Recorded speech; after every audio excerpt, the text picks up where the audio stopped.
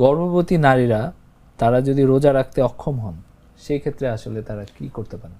ইসলামের এখানে খুব চমৎকার কিছু ব্যাপার আমরা লক্ষ্য করি। আমরা যে কোরআনে আয়াতের কথা বলছিলাম, এবং এটা খুব চিন্তার একটা বিষয় যে আল্লাহ তাআলা ওখানে কয়েকটা জিনিসকে এক্সামশন করেছেন, যে ইনকানাত মারিদানা ওয়া আলা সাফারিন ফাইদ্দাত মিন আইয়ামিন উখার। তো যদি কেউ অসুস্থ থাকে এবং যদি কেউ সফরে থাকে তাহলে সেই সময় রোজাগুলো থাকবে না, পরবর্তীতে সেটা করা হবে। সূরা বাকারা 185 নম্বরে এটা বলা হয়েছে, 87 নম্বরে এটা বলা হয়েছে, এবং এটাকে 84 নম্বরে বলা হয়েছে, 85 নম্বরে বলা হয়েছে, মানে রিপিট করা হয়েছে। এখন এই মারিদিন শব্দের অর্থ অসুস্থতা। অসুস্থতা নানাভাবে হতে পারে। সুস্থতাও একটা অসুস্থতা, যেমন আমাদের মায়েরা যখন গর্ভবতী হয় এটা কিন্তু একটা সুস্থতার লক্ষণ, কিন্তু একটা অসুস্থতাও। কারণ কি, এটার শরীরের উপর একটা প্রভাব ফেলে।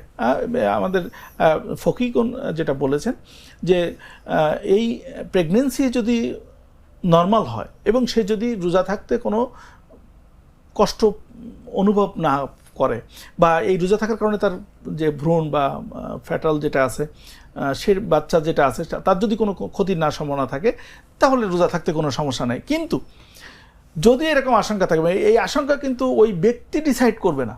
এইরকম প্রত্যেকটা কেসে যিনি ফিল করবেন, হ্যাঁ যিনি মা, তিনি বুঝবেন যে আমার শরীর তো নিতে পারছি না, তখন কি করবেন, একজন মুসলিম মেডিসিন স্পেশালিস্টের সাথে কনসাল্ট করবেন।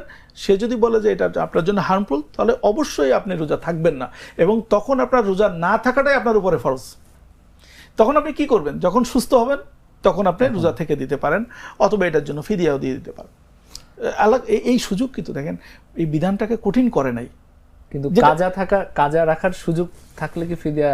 হ্যাঁ, যদি কাজা থাকার সুযোগ থাকে তাহলে আপনি কাজা আদায় করবেন। কিন্তু যদি দেখা গেলো যে না, এটার সুযোগ হচ্ছে না, অনেক কারণ হতে পারে, কারণ এটা তো অসুস্থতার সিকোয়েন্স বাড়তে পারে, একটা অনিশ্চয়তা তৈরি হতে পারে, তখন ফিদিয়া দিবেন। কিন্তু যদি এটা হয়ে যায়, বাচ্চা হয়ে যাওয়ার পরে একটা নির্দিষ্ট সময় পরে যখন আপনি সুস্থ হবেন তখন কাজা আদায় করে দিতে পারবেন। আমার একটা স্মার্ট সিদ্ধান্তে 25% গ্যাসের খরচ কমেছে। ভাবছেন কিভাবে? সাধারণ গ্যাস স্টোভ বদলে আমি এনেছি আরএফএল গ্যাস স্টোভ। এর সাইন্টিফিক নজেল ও ব্রাস বার্নার ক্যাপ সমানভাবে তাপ ছড়িয়ে রান্না করে দ্রুত, তাই গ্যাসও বাঁচায় 25%, টাকাও বাঁচে 25%। আরএফএল গ্যাস স্টোভ, নিরাপদ ও গ্যাস সাশ্রয়ী।